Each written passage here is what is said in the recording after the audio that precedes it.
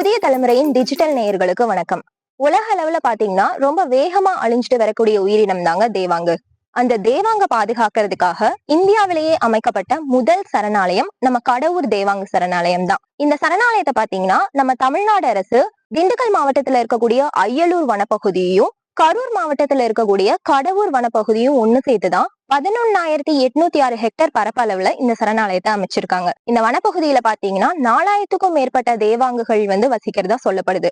அது மட்டும் இல்லாம இந்த சரணாலயத்தோட மிக முக்கியமான அங்கம் தான் இந்த அய்யலூர் தேவாங்கு பாதுகாப்பு மையம். சிலண்டர் லோரிஸ் அப்படின்னு சொல்லப்படுற தேவாங்கு அப்படிங்கிற வார்த்தையை ஒரு சிலர் திட்டுறதுக்காக யூஸ் பண்ணுவாங்க.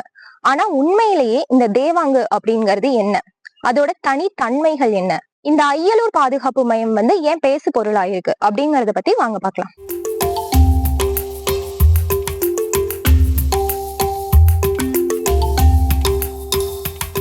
அய்யலூர் தேவாங்கு பாதுகாப்பு மையத்துல எந்தெந்த மாதிரியான ஃபெசிலிட்டிஸ் பார்வையாளர்களுக்கும் ஆராய்ச்சியாளர்களுக்கும் கொண்டு வர்றாங்க அப்படின்னா எல்லாமே ப்ராசஸ்ல இருக்கு. எந்தெந்த மாதிரியான ஃபெசிலிட்டிஸ் அப்படின்னு பாத்தீங்கன்னா இன்டர்பிரிட்டேஷன் சென்டர், அதாவது தேவாங்கு விளக்க மையம். இதுல என்ன பண்ணுவாங்க அப்படின்னா ஸ்கூல் ஸ்டூடெண்ட்ஸா இருக்கட்டும் இல்ல வர பியூப்பிள்ஸ்க்கா இருக்கட்டும் தேவாங்கோட லைஃப் எப்படி இருக்கும், அதாவது எந்த மாதிரி ஃபுட் சாப்பிடுது, எதெல்லாம் இரை தேடி சாப்பிடுது, அப்புறம் அதை எதுக்காக பாதுகாக்கணும், அதோட வாழ்வாதாரம் எதனாலலாம் பாதிக்கப்படுது, இந்த மாதிரியான நிறைய விஷயங்களை வீடியோஸ் மூலியமா சொல்லி கொடுத்து அவேர்னஸ் கிரியேட் பண்ணுவாங்க. இப்ப கூட ஸ்டூடெண்ட்ஸ் போயிட்டு அந்த மாதிரி தான் இருக்காங்க, ப்ராசஸ்ல இருக்கு.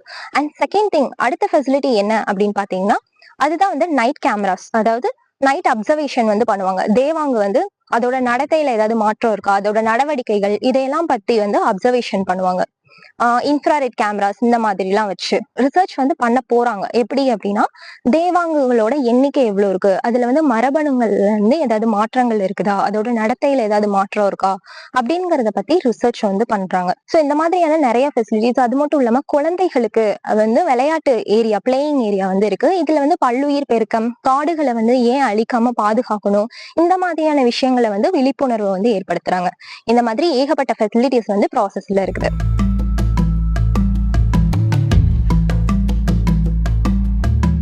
ஸ்லெண்டர் லோரிஸ் அப்படின்னு சொல்லப்படுற தேவாங்கு ஒரு சின்ன பாலூட்டி வகைதான். இது பகல் டைம்லலாம் மரபொந்துகள், அடர்ந்த மரக்கிளைகள் இதுலலாம் நல்லா தூங்கிட்டு நைட் டைம்ல மட்டும் வேட்டையாடுறதுக்காக வெளியே வரும், இரை தேடி வெளியே வரும். பூச்சிகள், வெட்டுப்பூச்சி இந்த மாதிரியான விஷயங்கள் எல்லாம் இது சாப்பிடும். அது மட்டும் இல்லாம இது முழுக்க முழுக்க ஒரு இரவாடி விலங்கு, அதாவது நாக்டர்னல் அனிமல்.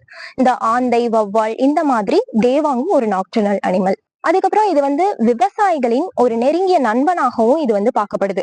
எதனால அப்படின்னா பயிர்களை நாசம் செய்யக்கூடிய இந்த வெட்டுக்கிளிகள், அப்புறம் இந்த தேள்கள், பூச்சிகள் இதெல்லாம் இருக்குது இல்லையா, இதையெல்லாம் இது தேடி தேடி போய் சாப்பிடுது. அதனால இயற்கையான முறையில, அதாவது ரசாயன பூச்சிக்கொல்லி மருந்துகள் எதுவுமே பயிர்களுக்கு தெளிக்காமையே அது இயற்கையான முறைகளை இந்த பயிர்கள் வளர்றதுக்கு ரொம்ப ஹெல்ப்பா இருக்கு. அதனால இந்த தேவாங்க விவசாயிகளின் நெருங்கிய நண்பனாகவும் இது பார்க்கப்படுது. ஸோ தேவாங்கு அழிக்கப்பட்டு வருவதற்கான முதல் முக்கிய காரணம் என்னன்னு பார்த்தீங்கன்னா மனிதர்கள் கிட்ட இருக்கக்கூடிய மூட நம்பிக்கை.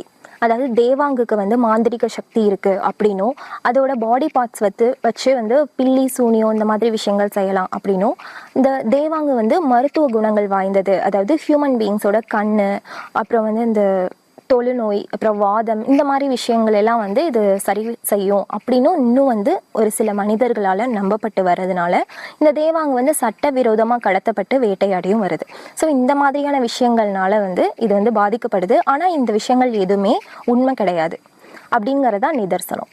ஸோ நெக்ஸ்ட் எதனாலலாம் அழிக்கப்பட்டு வருது அப்படின்னு பார்த்தீங்கன்னா இது ரோட் கிராஸ் பண்ணும்போது, நைட் டைமில் ரோட் கிராஸ் பண்ணும்போது வண்டியில் அடிபடுறது, அப்புறம் மின்சார கம்பியில் மரக்கிளைக்கு கிளை தாவரப்போ மின்சார கம்பி தாக்கி இறக்குறது, இந்த மாதிரி விஷயங்கள் நடக்குது. அது மட்டும் இல்லாமல் மற்ற விலங்குகளுக்கு இருக்க காமனான ப்ராப்ளம் தேவாங்குக்கும் இருக்குது. அதாவது காடுகள் அழிக்கப்பட்டு வரதுனால வாழ்வாதாரம் பாதிக்கப்பட்டு அது ரோட்டுக்கு இல்லை வெளியில் வர்றப்போ மனிதர்களாலேயோ இல்லை மற்ற விலங்குகள்னாலேயோ அது இரையாயிருது. ஸோ இந்த மாதிரியான விஷயங்கள்னால தேவாங்கு அழிக்கப்பட்டு வருது.